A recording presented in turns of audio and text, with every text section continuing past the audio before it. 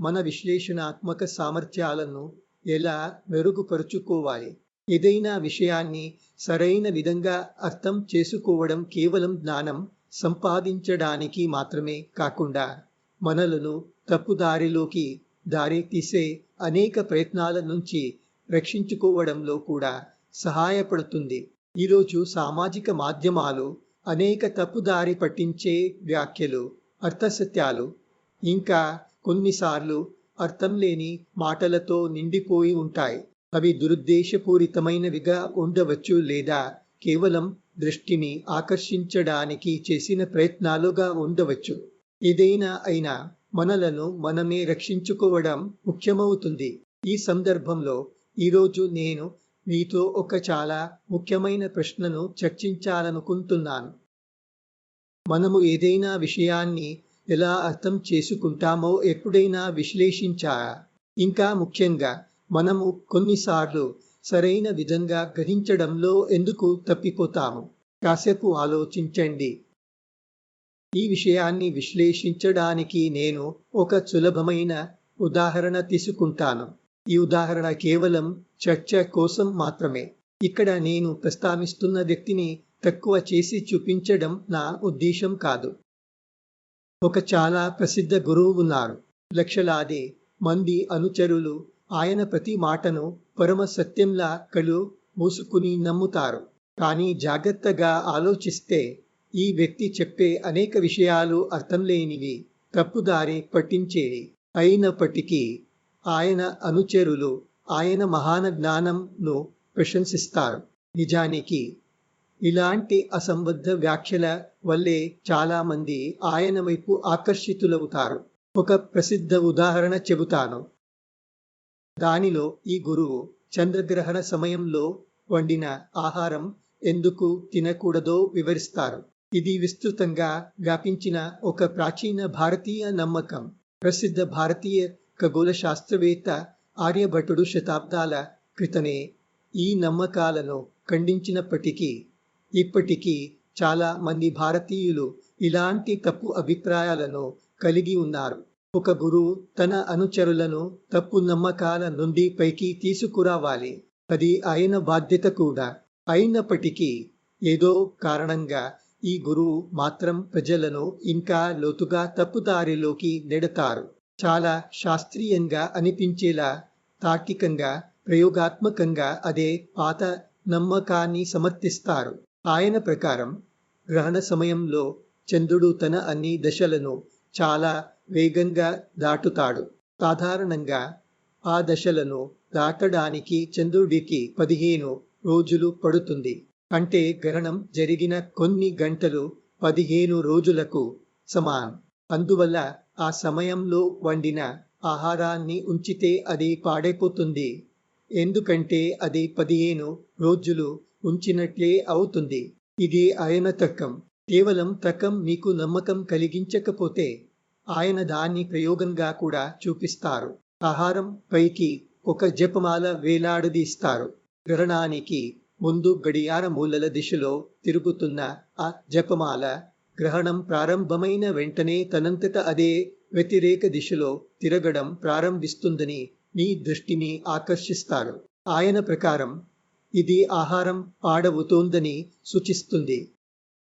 నేను చాలా ఉన్నత విద్యావంతులైన వారిని కూడా ఈ తర్కం మరియు ప్రయోగాత్మక వివరణల వల్ల ప్రభావితమవడం చూశాను. వారి దృష్టిలో ఆ గురువు చెప్పేది అక్షరాలా నిజం. అయితే కొంచెం ఆలోచిస్తే నిజం ఏమిటో మీకు తెలుస్తుంది. చంద్రుని దశలు కాలాన్ని నియంత్రించవు. కాలమే చంద్రుని దశలను నిర్ణయిస్తుంది. కాబట్టి ఆ తర్కం అర్థరహితం. మరి ఆ తిరుగుతున్న జపమాల అది ఐడియోవోట ప్రభావం అని పిలువబడే ఒక ప్రసిద్ధ ఘటన.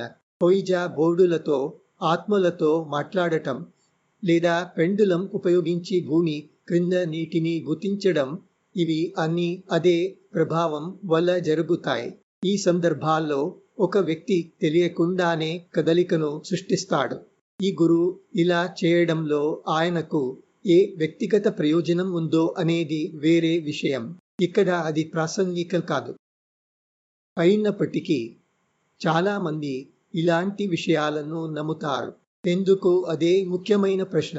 ఇది మనలను మూల ప్రశ్నకు తీసుకెళ్తుంది. మనం విషయాలను ఎలా విశ్లేషిస్తాము? కొత్త విషయం మన దృష్టికి వచ్చినప్పుడు మన మెదడు ఎలా ప్రవర్తిస్తుంది? మన మెదడు వెంటనే మనం ముందుగా చూసిన లేదా విన్న దానికి సమానమైన దానిని వెతకడం ప్రారంభిస్తుంది. మన జ్ఞాపకాలలో ఇలాంటి అనేక విషయాలు ఉండవచ్చు. వాటిలో అత్యంత దగ్గరగా ఉన్న దానిని మన మెదడు ఎంచుకుంటుంది. అలాంటి దాని దొరికితే మనకు అర్థమైంది అని అనిపిస్తుంది. స్పష్టమైన పోలిక దొరకకపోతే కొందరు నాకు అర్థం కాలేదు అని చెప్పి వదిలేస్తారు. కానీ చాలా మంది కొంతవరకు పోలిక ఉన్న పాత జ్ఞాపకాన్ని అదే అని తప్పుగా భావిస్తారు. అక్కడే వారి అర్థం తప్పుతుంది. మనలో కొందరు ఇంకొంచెం ముందుకు వెళ్తాం. వారు విషయాన్ని చిన్న భాగాలుగా విభజించి ప్రతి భాగాన్ని వేర్వేరుగా అర్థం చేసుకోవడానికి ప్రయత్నిస్తారు. అన్నీ ఎక్కువగా సరిపోతున్నట్లు అనిపించినప్పుడు అవును అర్థమైంది అంటారు. ఇదే సరైన మార్గం. కానీ ఈ ప్రక్రియలో సమస్యలు ఉన్నాయి. కొన్నిసార్లు మనం చాలా త్వరగా మన వెతకడాన్ని ఆపేస్తాము. దీనికి అనేక కారణాలు ఉండవచ్చు. కొన్నిసార్లు ఆ రంగంలో మనకు సరిపడిన ముందస్తు జ్ఞానం ఉండదు. చాలా తెలివైన వారు కూడా కొత్త విషయాలలో పూర్తిగా అజ్ఞానులై ఉండవచ్చు. మనలో చాలా మందికి ఐడియోట ప్రభావం గురించి తెలియకపోవచ్చు. ఇంకో సమస్య ఉంది. మనము పోలిక ఉన్న పాత జ్ఞాపకాలను వెతికేటప్పుడు కొంతవరకు పోలిక ఉన్న అనేక సంఘటనలు కనిపించవచ్చు. అప్పుడు వాటిలో కొన్ని ఎంపిక చేయాలి. సరైన ఎంపిక ఎలా చేయాలి? మన ఎంపిక వాస్తవాధారంగా ఉండాలి. అవి ఒకదానికొకటి విరుద్ధంగా ఉండకూడదు. పరస్పరం సరిపోవాలి. ఎంపికలు తార్కికంగా ఉండాలి. ఇక్కడే మనం తప్పిపోతాము. ఏదో కారణంగా వాస్తవాధారత కంటే వ్యక్తిగత భావనకు ఎక్కువ ప్రాధాన్యం ఇస్తాము. తర్కం కంటే నమ్మకాన్ని ఆశ్రయిస్తాము. మన నిర్ణయం కంటే ఇతరుల అభిప్రాయాలకు ఎక్కువ విలువ ఇస్తాము. ఆ గురువు చెప్పే మాటలు అతిగా ఆత్మవిశ్వాసంతో అధికారంగా ఉండడం వల్ల మరింత సరిగా అనిపిస్తాయి. వాటి ముందు మన తకశక్తి ఓడిపోతుంది. ఆ గురువుకు ఉన్న అపారమైన అనుచరులు మన అంతరంగ స్వరాన్ని మౌనంగా చేస్తారు. మనం అందరితో కలవాలని కోరుకుంటాము. కానీ వీటిలో ఏదీ సత్యాన్ని నిర్ధారించదు. ఈరోజు సామాజిక మాధ్యమాల ప్రపంచంలో అనుచరులను సృష్టించవచ్చు. అసత్యాన్ని సత్యంగా చూపించవచ్చు. నకిలీ ఆత్మవిశ్వాసాన్ని ప్రదర్శించవచ్చు. మరి ఈ అంశాల ఆధారంగా మనం తప్పు అర్థాన్ని ఏర్పరచుకుంటాము. ఒకసారి తప్పు ఆలోచనను అంగీకరించిన తరువాత దాని మీదే తరువాతే అర్థాన్ని నిర్మిస్తాము. ఈ విధంగా తప్పు పేరుకుపోతాయి.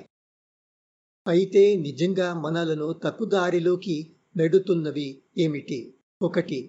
ఆ రంగంలో మనకు ఉన్న పరిమిత జ్ఞానం. 2. అధికారము లేదా ప్రజాదరణ వంటి తప్పు ప్రమాణాలను నమ్మడం. 3. మన మెదడు సరైన సమాధానాల కంటే త్వరగా మరియు సులభంగా దొరికే సమాధానాలను ఎంచుకోవడం. అయితే మనం ఏమి చేయాలి? కొన్ని స్వప్రేరిత అలవాట్లు సహాయపడతాయి. మొదటిగా, వివిధ రంగాలలో మీ జ్ఞానాన్ని క్రమంగా విస్తరించండి. మీ సొంత రంగానికే పరిమితం కాకండి. 2.